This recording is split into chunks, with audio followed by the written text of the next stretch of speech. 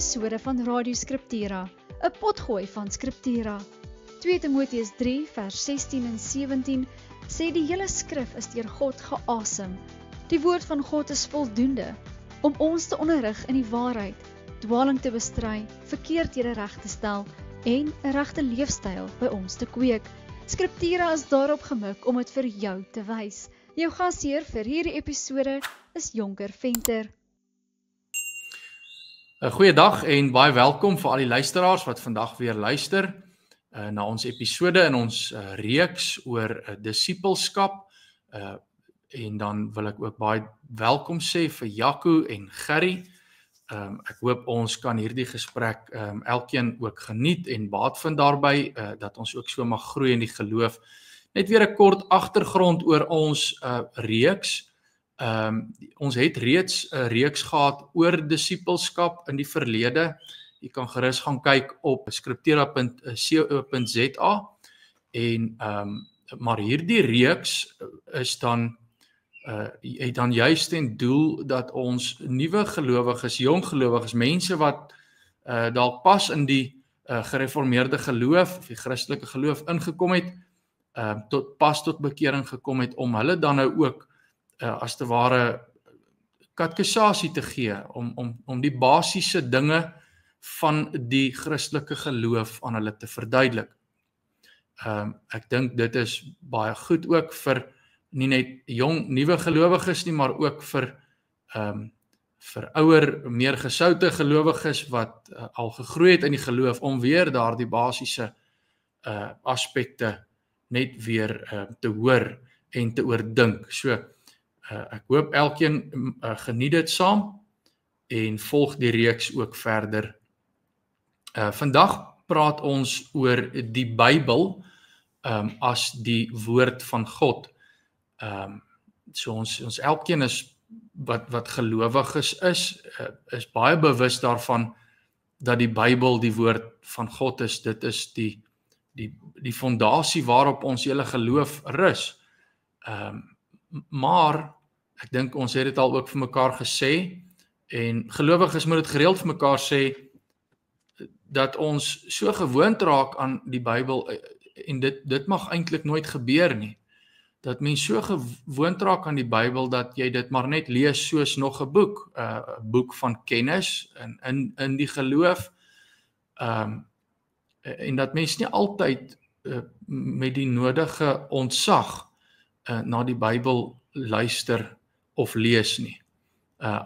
En besef dat dit werklik God is wat nou praat. En daarom sê ons die Bybel is die geïnspireerde woord van God. Ek weet nie of julle dalk enige inleidende byvoegings wil maak, en voordat ons dan oorgaan na ons punte toe nie.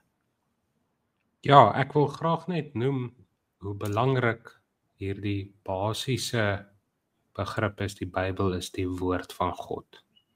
En ons gaan praat oor die Bybelse gesag, want mense lewe vandag met die idee, maar God se woord het nie gesag oor my nie, ek het gesag oor die woord. As daar iets in staan wat ek nie van hou nie, dis nie vir my bedoel nie, is net vir iemand anders. Ek het vanoggend gedink aan die koning in Jeremia 36, toe die Here sy woord aan Jeremia gegee het, en hy dit in 'n boekrol moes opskryf, en toe sê die koning maar hulle met die boekrol gaan haal, en elke stukkie wat hulle gelees het, sny hy uit en verbrand hy. Dit nie vir my gesag nie, en baie mense lewe so, en daarom sien ons so maklik, mense vat die maklik en die lekker dinge, Instagram teologie of Twitter teologie, as jy dit wil noem, plak 'n versie iewers op en besluit self wat dit beteken. En as ons vashou daaraan dat die Bybel God se woord is, dan gaan ons ook gewaarsku word en geleer word, maar hoe lees ek hom dan? So ek sien uit na die saamgesels. Dankie Gerry. Jaco? Ja, ek wil ook by Gerry aansluit. Ons kom nou 'n paadjie aan met die reeks. Ons is nou by week 8 en ons het nou gekyk na God, wie is God, wie is ek, en die drie-enige God se gesag, so God se soewereiniteit, God se eienskappe en so wat se dinge waar ons ook al oor gepraat het. En daai goed staan sentraal vir my tot ook wat ons nou vandag gaan praat, die woord van God. Ek vergewe my, ek kan nie na die Psalm onthou, julle moet my nou help. Psalm 113 of 108 of daar iewers wat sê God in sy woord, God het sy naam verhef tot gelyk aan sy woord verhef tot gelyk aan sy naam. Ek dink dit is 118 of 113. Ons sing ook daai Psalm. So wat ek probeer sê is, ons moet nie God se woord sien as hierdie aanhangsel tot God nie, of hierdie aanhaaksel tot God nie, dat daar 'n gaping is tussen God en sy woord nie. En as ek na myself kyk, en ons het ook gepraat aan die begin van die weke, wie is ek? So sodra ek myself in hierdie, as ek 'n prentjie in my gedagtes het, wie is God, en dan ek sit nog 'n prentjie, nog ietsie by God se woord, dan moet ek nie amper die Bybel soos daar langs die kant sien nie. Ek moet God in sy woord as 'n eenheid sien. Nou ons aanbid nie die Bybel nie, maar God is, die Engels sê equal to his name, en wat dan uitkom in die woord van die Here.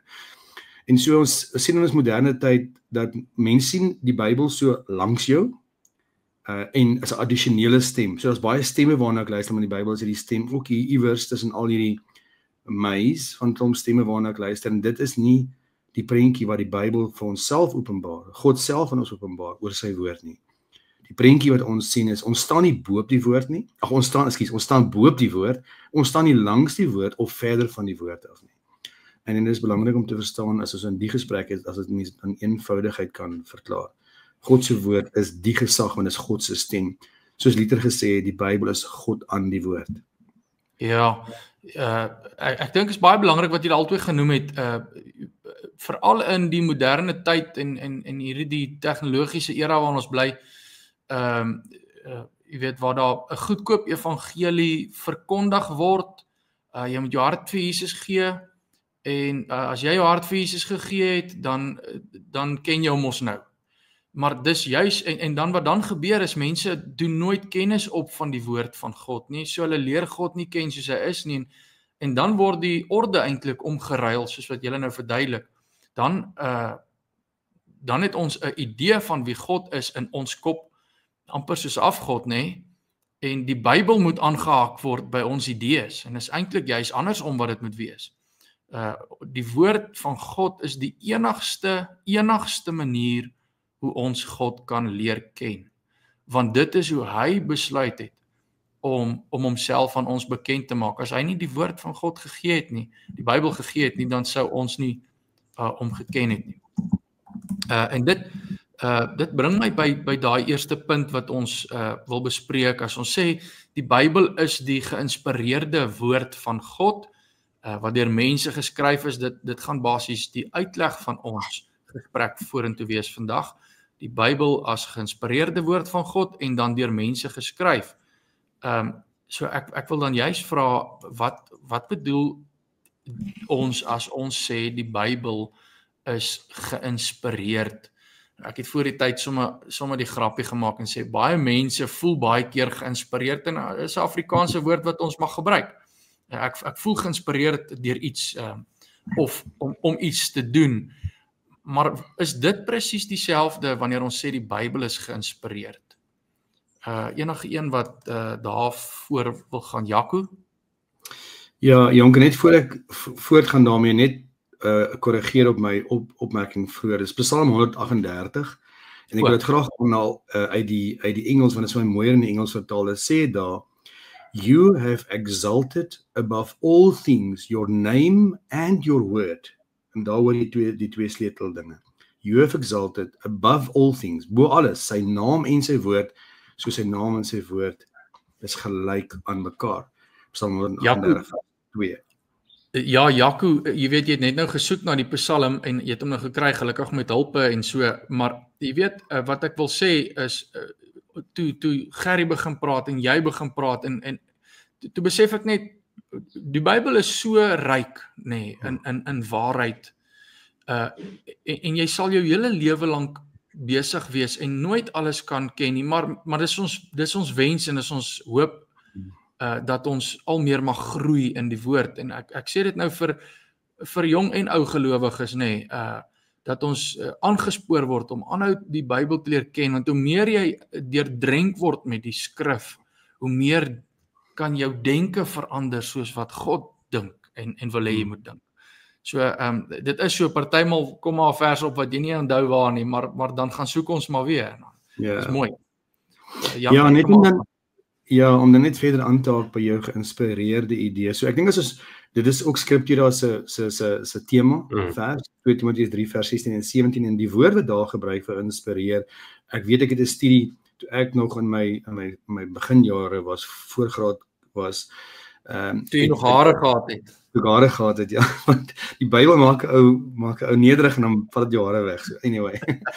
So toe ek daai B.B. Warfield het 'n baie goeie artikel geskryf. Ek sal dit vra dat ek sal daai artikel gaan soek en dan sal ons hom byhaak vir die episode oor hierdie teks van inspirasie. En hy het gesê die Grieks daar, en dit mooi verduidelik, is uitgeasem. Ons vertaal dit as geïnspireer, maar dit is eintlik expire, as mense so in Engels kan sê. So God het sy woord uitgeasem en dit sê baie, want ek praat nou, my asem kom oor my stemband en my woorde gaan uit. Hierdie woorde bly my woorde. As Jonker my aanhaal, bly dit my woorde, al haal hy my aan.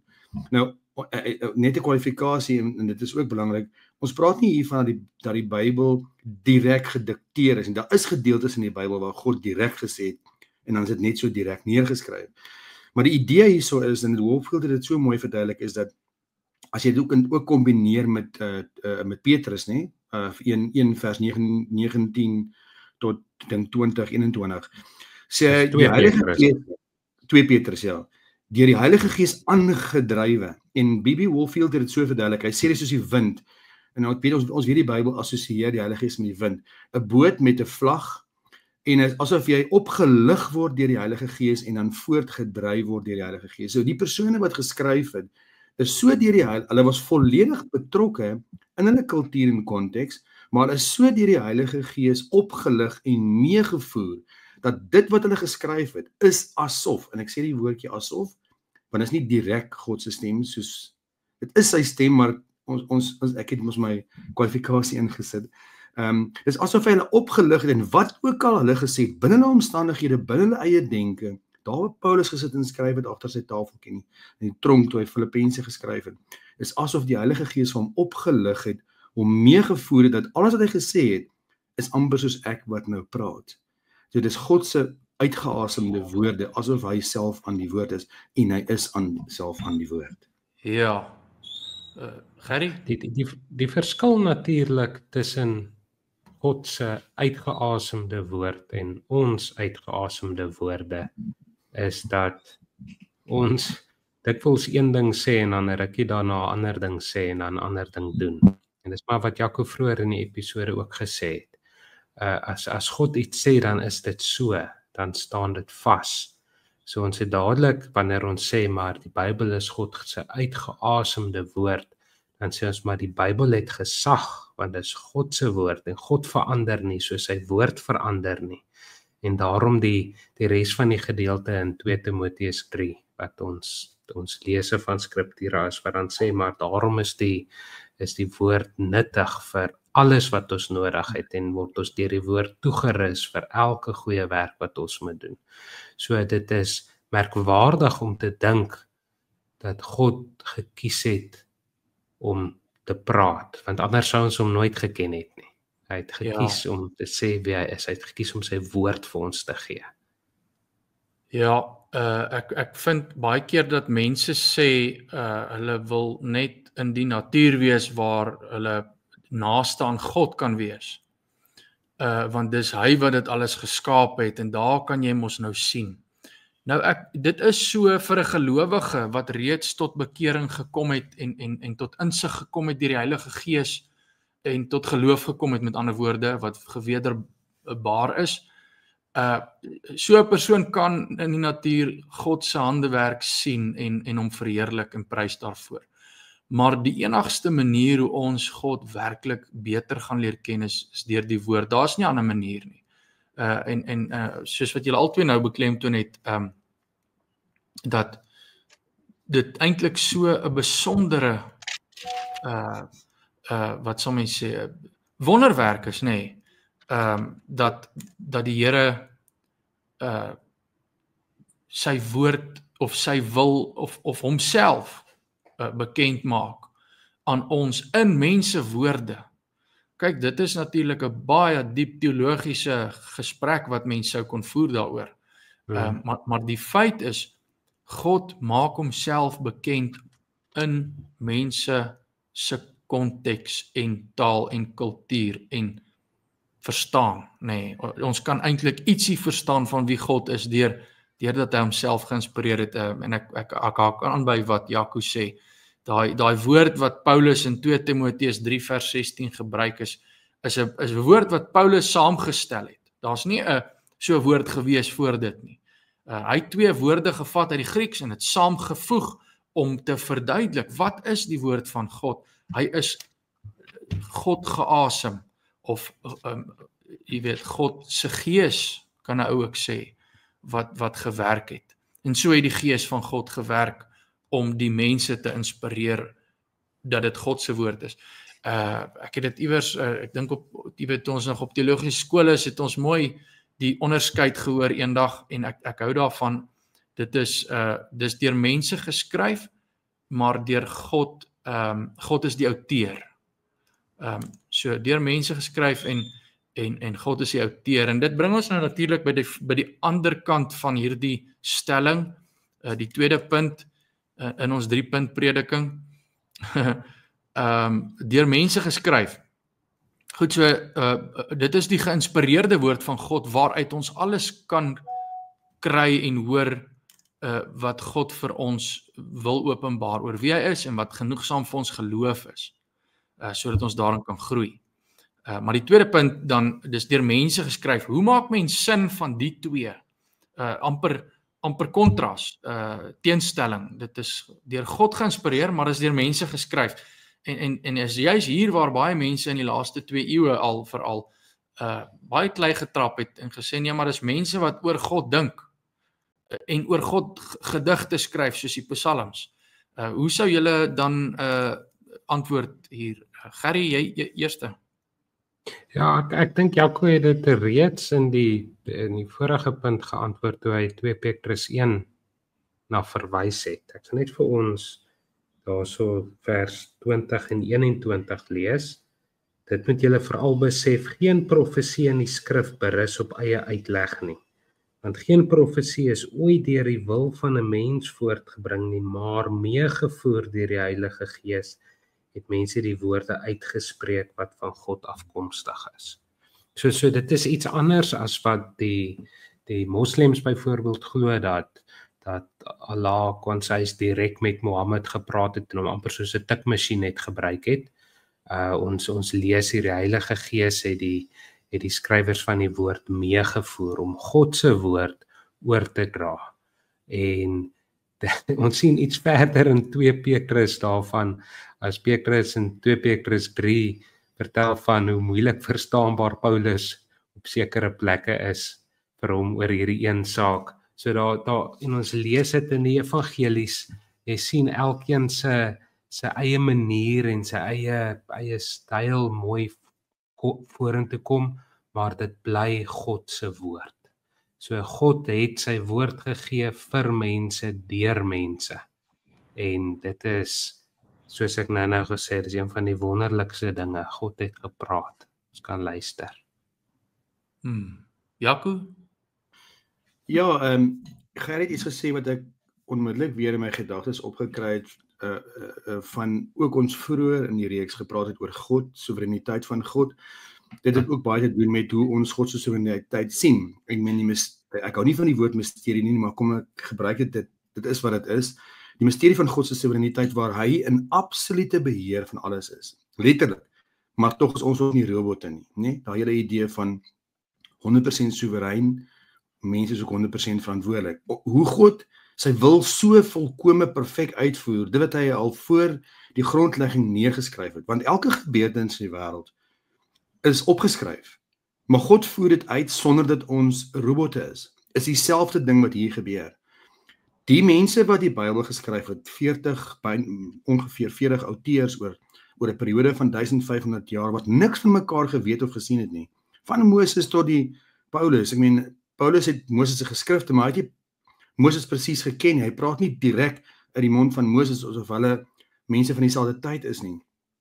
Maar hoe God hierdie hele Bybel so saamgevoeg het, hy van bo af totaal in beheer van alles, die hele geskiedenis van die wêreld tot die, soos Asie Spral gesê, daar's nie 'n klein vakuumpie iewers, hoe klein ook al, wat bestaan sonder God se beheer nie, of 'n molekuule wat vry is nie. Alles gebeur binne in God se totale soewereiniteit. Maar dat dit so uitgevoer word, dat dit definitief God se absolute beheer is, sonder dat enigiemand van hierdie outeurs hulle karakter en persoonlikheid verloor het, en tog is asof daar Paulus gaan sit en skryf, hy het gedink, sy verstand was betrokke, hy het die omstandighede ontleed, maar dat die Heilige Gees so in hom gewerk het, dat Paulus, met sy eie denke, sy eie idee, sy eie tyd, God se absolute woord kon neerskryf. Dit is daai selfde idee van soewereiniteit. Ons weet nie hoe God dit uitgewerk het, dat dit presies so is nie, maar die skrif openbaar dit so aan ons. Dis wat ons in 2 Timoteus 3 vers 16 en 17 en 2 Petrus 1 vers 19 tot 21 sien. Dat het God het so gedoen het, mense gebruik wat so uniek is, 'n Petrus, 'n Paulus, 'n Johannes, 'n Moses, al die skrywers, het elkeen van die boeke kry 'n stuk uniekheid van elkeen, maar selfs daai uniekheid was onder die beheer van God om sy stem te laat voortkom. En dit is die gedagte hieroor deur mense geskryf. En die feit dat hy mense so uniek in hulle tyd, in hulle konteks gebruik. Selfs as Paulus sê, nou skryf ek, nie God nie, bedoel Paulus nie, dit is nou anders, nie meer God se woord nie. Nee, ja. Ons daar in 'n teks wat ons weet mense gebruik om te sê, maar okay, die Bybel het dele wat mense woorde is. Dit het nie dit so beteken nie. Van die eerste vers tot die laaste vers sê die Here in Deuteronomium 7 sê hy dit. Ek dink dit is Deuteronomium 7, maar ook Openbaring, as jy enigiets van hierdie woord, en hy sit in die begin van die Bybel in die Ou Testament en hy sit aan die einde van die Bybel. As jy enigiets van hierdie woord weglaat of byvoeg, sal die pla van hierdie woord jou tref. Dit is hoe God oor sy eie woord voel, want dit is sy woorde, dis nie mensewoorde nie. Ja, Jaco, jy het nou die frase sommer genoem, van die begin, van die eerste vers tot die laaste vers, nee, en dit is nou, dis nou 'n ander ding wat 'n mens dink as mens praat oor mense, of dit deur mense geskryf is, dan vra ou, maar kan ons nie maar nog byvoeg nie? Ek bedoel, die Here inspireer my om nog ietsie te skryf, nuwe liedjies, en dit moet opgeneem word in die psalmreeks. Waarom kan ons nou nie dit sê nie, want aan die een kant sê ons, okay goed, so God het nie die beheer van die menslike liggaam oorgeneem en gedikteer wat hulle moet skryf nie, hy het hulle geïnspireer, maar dit is in hulle taal, in hulle konteks, in hulle tyd, in hulle omstandighede geskryf. So dit is God wat die outeur is, sy Heilige Gees wat in hulle gewerk het om homself so te openbaar. Maar ons kan nie nog byvoeg nie. Dit is volkome, en ek dink 2 Timoteus 3 vers 16 sê dan ook dit, nee, dit is volkome genoegsaam afgehandel. God het dit geskryf, die apostels het gelewe vir daardie doel ook om die woord op te skryf.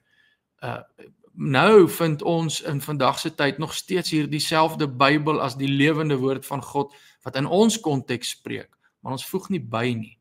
En dit lei my eintlik in na ons laaste punt toe, dat ons basies die Bybel moet lees. Ons ken daai baie bekende kinderliedjie wat ek dink baie mooi skrifgetrou is. Lees jou Bybel, bid elke dag. En jy sal groei, nee. En as jy dit nie doen, sal jy krimp. En dit is waar, jou geloof is afhanklik van die voedsel wat jy kry vanuit die woord van God, wat vir ons soos voedsel is vir ons siele, en dit is hoe die Heilige Gees ook werk. Die Gees van God werk in jou wanneer jy die woord leer ken en dit memoriseer en dit oordink, dan is dit soos 'n spieël van wie jy is en 'n spieël van wie God is, en jy leer God ken, jy leer jouself ken. So Gerry, wat wil jy graag vir ons sê oor lees jou Bybel, bid elke dag? Wil jy ek met die res van die liedjie vir jou sing? My kinders sal die regte melodie. Dit is so belangrik wat jy noem van ons het die Heilige Gees se leiding nodig om die woord reg te verstaan. Sonder die Heilige Gees kan ek die slimste persoon in die wêreld wees en ek kan die Bybel van voor tot agter in die Grieks, Aramees en Hebreëus ken, maar ek kan nog steeds nie idee wat daar aangaan nie. Die Heilige Gees nie my lei om God se woord te verstaan. En ons is weer by 2 Petrus 1 vers 20. Geen profesie in die skrif berus op eie uitleg nie. Ons kan nie ons eie idees opmaak nie. Dit is 2 Petrus 3, die dele wat moeiliker is om te verstaan, sal dan net mense wat dit vat en hulle eie uitleg aangee. Sê wel, hier is nou wat dit vir my beteken. Maar om te weet, dit is God se woord, die Heilige Gees het die woord gegee, hy het dit geskryf, so hy lei gelowiges ook om God se woord te verstaan, en daarom is gebed so nodig. En dan kom ons by 'n baie wonderlike ding oor die woord uit, dat die Heilige Gees selfs jong kindertjies lei om God se woord te verstaan. Dinge wat vir baie ouer mense wat nie onder leiding van die Gees is nie, versleier bly, dat hy klein gelowiges lei om die woord te kan verstaan, die eenvoud van die evangelie, en daarmee saam is daar dinge in die woord wat steeds so diep is vir ons, dat ons jarelang daaroor kan bid en verder lees. So, sonder gebed, sonder die leiding van die Heilige Gees, gaan ons nie God se woord verstaan nie. En dan nog dit beklemtoon net hoe wonderlik dit is. Die Here het nie net sy woord vir ons gegee nie, hy het nie net met ons gepraat nie, hy maak dit vir ons moontlik om te verstaan en te luister. Ja, Jakob. Ja, ek wil so 'n bietjie alles bymekaar trek. As alles wat ons gesê het waar is, dan is dit in die Bybel nie net dat dit 'n logiese gevolgtrekking is nie, dit is 'n logiese gevolgtrekking, maar ook 'n opdrag van God aan die Christen. Dan is dit eintlik wat sal die woord wees, 'n moed, 'n absolute verwagting in jou lewe dat God deur sy woord gesag deur sy woord oor jou gaan uitoefen. As ons vir mekaar sê God is soewerein, hy het gesag oor alles, en as ons sê as ek 'n Christen word of my geloof in die Here plaas, dan soos ons belydenisskrifte sê, dan buig ek die nek, ek knak die nek, ek buig die knie onder die Here. As ons mekaar sê, soos Psalm 138 sê, die Here het sy naam en sy woord gelyk aan mekaar gestel, geen afskeiding nie, dit is sy stem, dit is sy opdragte, en as ons met mekaar gepraat het oor inspirasie of uitgeasem, dat dit God se stem is, of soos Luther gesê het, God aan die woord, dan het ek nie as 'n Christen eers 'n opsie, dat ek na ander stemme moet gaan luister nie. En as 2 Timoteus 3 vers 16 en 17 sê, die Bybel is volledig genoegsaam om die man of seun of dogter of vrou van God of die kind van God te lei in alles wat hy nodig het in hierdie lewe tot Jesus terugkom, om volledig toe te rus vir elke, daar's nie 'n uitsondering daar nie, elke goeie werk. Dan sou dit my reaksie moet wees, ek kan nie buite daai Bybel leef nie. Ek kan nie sonder die Bybel leef nie. Dan dink ek wat jy op die skerm het, lees jou Bybel, bid elke dag, is die eenvoudige basiese pilare van 'n verhouding met God. Ja. En dan bestaan daar mos vandag hierdie idee daar buite dat daar baie ander stemme is. Daar's nog plekke waar ons ietsie kan bykry. En Kolossense 2 sluit vir my hierby aan, want daar sê Paulus, jy is volledig in Christus, daarna hier van vers 11 of iewers, of bietjie voor 11, jy is volledig in Christus. Die skrif openbaar Christus van vers 1 tot Genesis 1 vers 1 tot 22 vers 21. Daar gaan jy Christus sien, daar gaan jy volledig word, daar gaan jy gevul word, jy gaan nie net kennis kry, ons dink baie keer in die Bybel as die moeds en moenies van ons lewe, of die opdragte, die 10 gebooie, jy weet wat ek moet, dit gaan nie net daaroor nie, die skrif bring ook God se volledigheid in my lewe, en deur die openbaring van die Gees, soos Gerry vir ons gesê het, daar vul dit die brood van die lewe, die stem uit die hemel uit. As julle my woorde het, sal julle nooit honger en dors word nie. Ek is die brood van die lewe, ek is die water van die lewe, en dit is God se stem. So, mis jy iets in jou lewe? begin meer van die Bybel lees en bid en God soek in sy woord, voel ons baie keer, daar moet iets meer in die Christelike lewe wees. Daai ding moet so leef daar buite. Nee, moet iets meer wees. Ek moet nog iets gaan soek. Miskien moet ons na die ouens toe gaan wat profeteer, wat vir my kan vertel, met wie moet ek trou. Miskien moet ons na die ouens toe gaan wat vir my 'n taal kan gee sodat ek daai misterieuse hemelse taal het waar ek een of ander misterieuse emosionele injection kan kry. Dis die dinge wat daar buite leef vandag. Asof daar nog iets is. Daar is niks iets meer buite Christus in sy woord nie. Ja. Gaan soek hom daar. Ja, Jaco, en ek het vroeër gesê, jy weet, die Bybel is ryk in wysheid en kennis en genoegsaam vir jou hele lewe. En ons sal in ons hele lewe nie die Bybel, al het jy hom hoeveel keer deurgelees, hy's onuitputbaar nie. En daarin wil ek ook almal bemoedig, jong en oud in die geloof, om aanhou te soek in die woord, want ons weet ook dat almal wat gelowig is glo in die Bybel as die woord van God, maar nie almal glo dieselfde nie, en partymal kry jy moeilike dele, wat jy nie regtig verstaan nie. En dan wil ek bietjie praktiese raad gee, om, jy weet, wat moet 'n ou doen? Gaan doen, en jy weet, gaan kyk na iets soos die Naslaan Bybel, en vergelyk gedeeltes met mekaar, wat oor dieselfde onderwerp of tema praat, of waar God homself openbaar in dieselfde aspek. En op die manier sal die skrif, wat 'n lewende woord is, en die Heilige Gees wat in jou woon, sal vir jou dit duideliker maak, en jy sal die stem van jou herder hoor, gaan luister na predikers wat, jy weet, jy moet onderskei ook, watter ouens het hierdie teksgedeelte anders geopen, of anders bekend gemaak, en verstaan, en hoekom, en wat sal reg wees, wat sê die woord self, en op daai manier kan jy ook groei in die kennis, nie net die kennis in jou kop nie, maar hartskennis oor wie God is en hoe hy wil hê jy moet lewe. Goed, en dan wil ek vir Gerrie vra, jy weet, laat ons nou 'n bietjie meer prakties dink en eintlik afsluit hiermee. Ja, ons het nou al reeds genoem, ons het die leiding van die Heilige Gees nodig. So ek kan nie die Bybel lees sonder om te bid nie.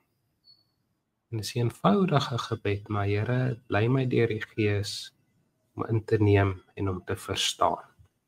En dan gaan lees ek, en elke deel wat ek lees, moet ek myself herinner, maar hierdie is deel van 'n groter boodskap wat dwars deur die hele Bybel gaan.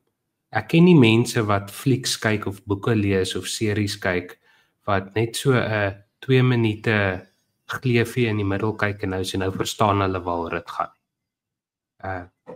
Ons lees die Bybel sistematies deur. Okay, in watse deel van die Bybel staan hierdie boek, en in watse boek staan hierdie stuk wat ek lees? En dan eenvoudige vrae wat nogal baie kan help om te vra oor elke deel wat ek lees. Die eerste vraag is, wat leer God ons oor homself? Die Bybel gaan tog daaroor dat ons God leer ken en ons verlosser leer ken. En dan die tweede vraag, 'n bietjie moeiliker vraag is, wat leer God ons oor die mens? Eintlik, wat leer God my oor myself?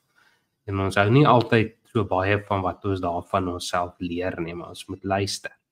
En dan baie sinvol ook is om dan te vra, wat moet ek nou gaan doen? Wat is daar in my lewe waar ek tot inkeer moet kom? Wat is daar wat ek nou aan aksie moet gee? Dat my geloof en liefde tot dade oorgaan. So dis 'n eenvoudige manier wat mens meeste dele van die Bybel kan lees. En dan as jy dan vashou, soos Jonker ook gesê het, wel vergelyk die skrif met homself, die Heilige Skrif sy eie verklaarder, dan sal ons kan doen wat die Here wil hê ons moet doen, en dan sal ons kan weet wat hy vir ons sê. Goed, Jaco, ek weet nie of jy ietsie wil byvoeg nie? Ekskuus, ek wil net vinnig ietsie byvoeg, gedink ons gaan jou dalk so 'n bietjie verloor, maar nietemin, ja, ek dink, Gerrie het als gesê, ek kan my net onderstreep en ook sê, ons moet Christus soek, die skrif is Christus gesentreerd, Toe ek dink altyd in daai, as ek aan die Bybel dink ek altyd in daai gedeelte toe Jesus gedoop is, toe die Vader uit die hemel sê, en ook met die transfigurasie op die berg, dit is my geliefde seun, in wie ek 'n welbehae het. Luister na hom. As jy die Here wil verheerlik, en jy wil die Here groot maak, en is jou hartsbegeerte om die Here te dien, luister na sy seun.